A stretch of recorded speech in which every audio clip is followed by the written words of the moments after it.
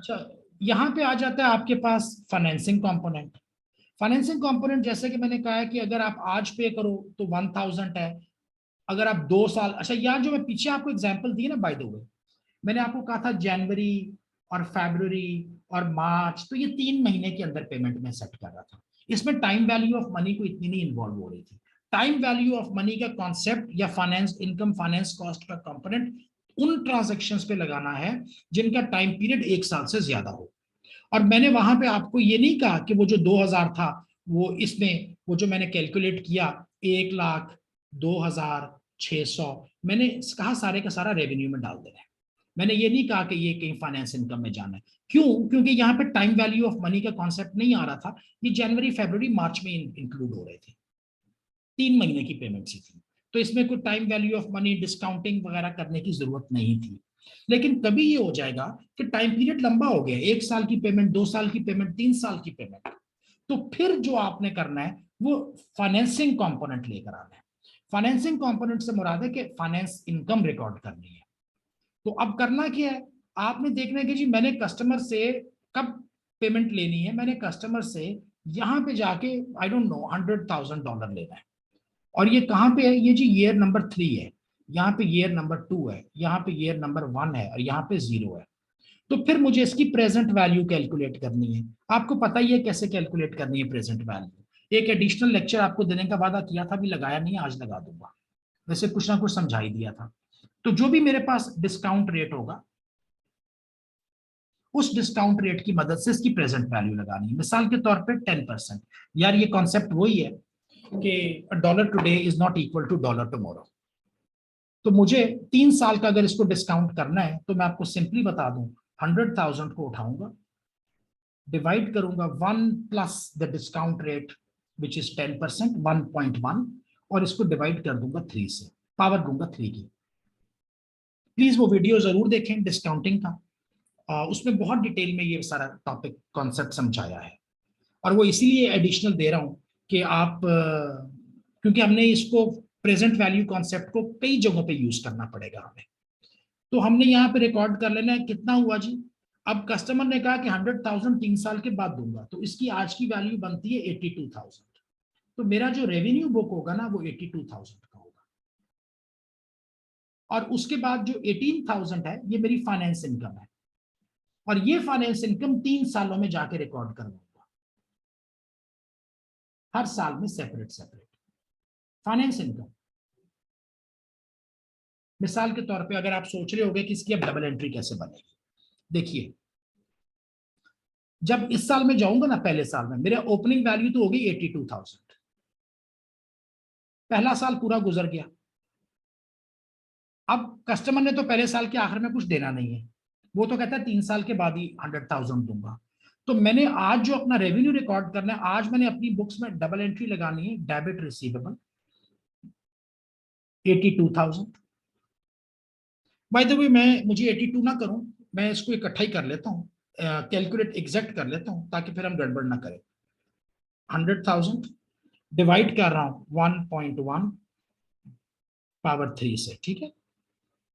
ये 75,131 बनता है। मैं थोड़ा सा एग्जैक्ट नंबर लेके चलूं, यार ऐसे नहीं करते, मैं इसको एक्सेल में ले जाता हूँ। Yes sir.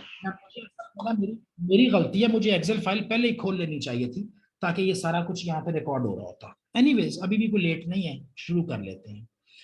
चलें जी, ऐसे बनाते हैं चीज। कस्टमर ने कहा था कि मैं आपको 3 साल के बाद यहाँ जाके 100,000 पे करूंगा। मेरा जो डिस्काउंट रेट है, जो भी आप कह लो, इन्फ्लेशन आप समझ लो, जो भी आप समझ लो, अभी के लिए वो 10% है। तो मुझे 3 साल के बाद जब ये मिलना है तो इसकी जो फॉर्मूला होता है ना प्रेजेंट वैल्यू का, तो प्रेजेंट वैल्यू का फॉर्मूला है future value divided by 1.1, bracket close करूंगा और पावर का साइन लगाऊंगा एन का, ठीक है। तो मेरी जो इसकी प्रेजेंट वैल्यू बनेगी वो बनेगी यहाँ पे 100,000 डिवाइडेड बाय 1.1 और पावर लगाऊंगा 3 की। बाय द वे यहाँ पे 1.1 नहीं लिख रहा, यहाँ पे लिख रहा हूँ 1+i, 1+i जो आपका इंटरेस्ट रेट या डिस्काउंट रेट है।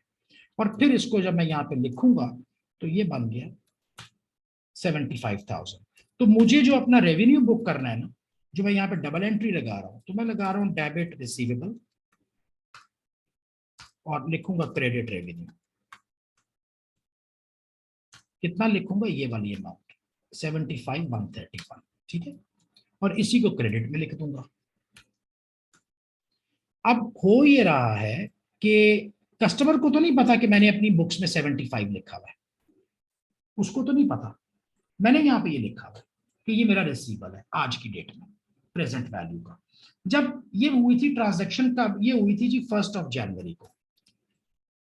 अब जब 31 दिसंबर आएगा, तो ये मेरी एक इन्वेस्टमेंट है, एक अमाउंट है, ये अपना इंटरेस्ट रेट अर्न कर रही है, ये 10% का।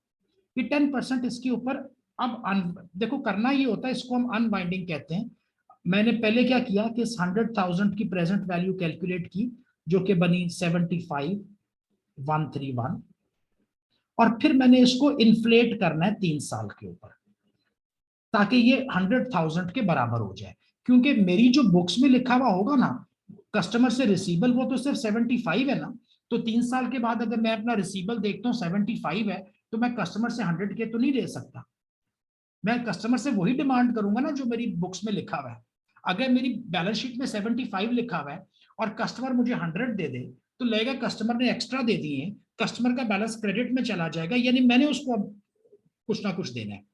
तो मुझे अब करना क्या है कि 3 साल में ये जो मेरी प्रेजेंट वैल्यू थी, मैंने इसको इन्फ्लेट करके, यहाँ इस प्रोसेस को कहते हैं अनवाइंडिंग।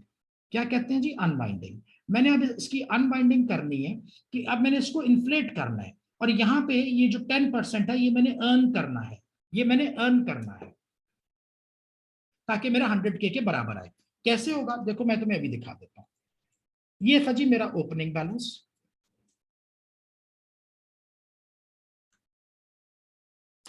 इधर मैं लिखूंगा फाइनेंस इनकम, कितनी थी जी? 10%। किस अमाउंट की? इस अमाउंट की। तो इधर लिखूंगा दिस टाइम्स दिस।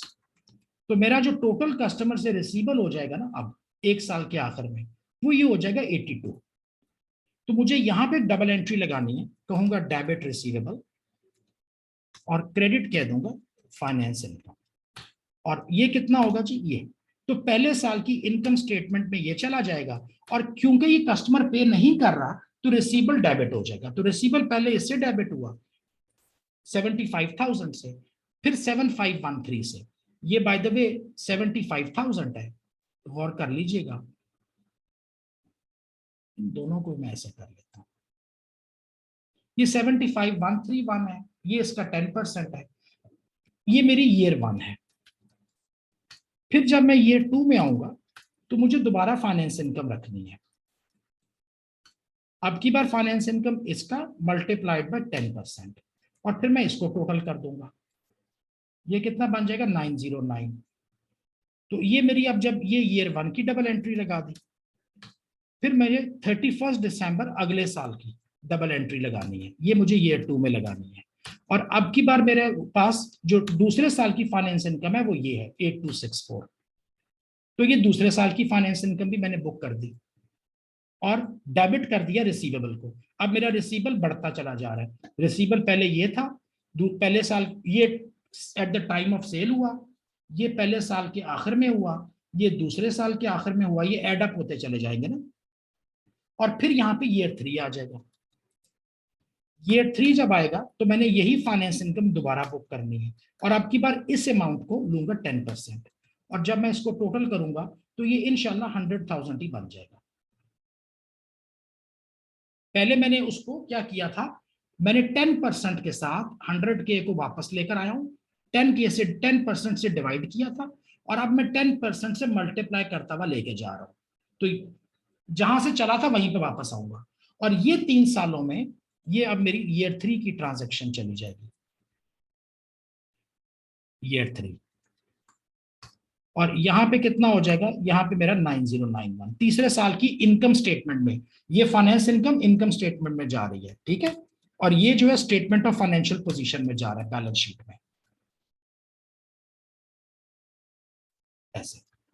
तो इनकम स्टेटमेंट में ये मेरा रेवेन्यू चला जाएगा, ये फाइनेंस इनकम चली जाएगी। बैलेंस शीट में अब क्या क्या चला गया? बैलेंस शीट में चला गया जी पहले ये नंबर,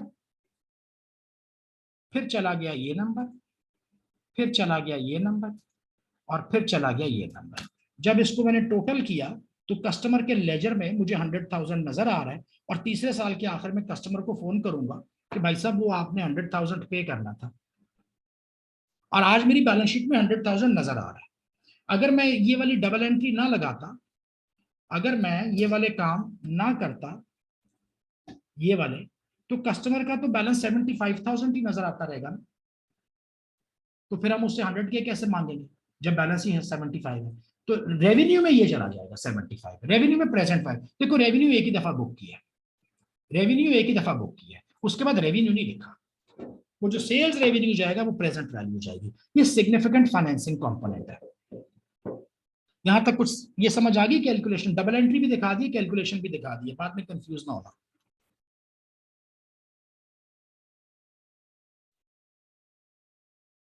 जी बिल्कुल, फर्स्ट रेट जो डिस्काउंट रेट क्यों चेंज करोगे? जो डिस्काउंट रेट चल रहे हैं वही चलेंगे ना, डिस्काउंट रेट नहीं चेंज करोगे। एक मिनट, आज की डेट डाल देते हैं जी, 1 सितंबर 2022, F7 उर्दू, IFRS 15।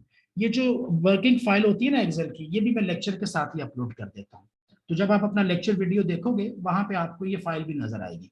वैसे तो मैं जो पिछला वाला था ना उसकी भी कुछ ना कुछ कर देनी चाहिए थी, लेकिन कोई बात नहीं, कम से कम ये तो हो गई है।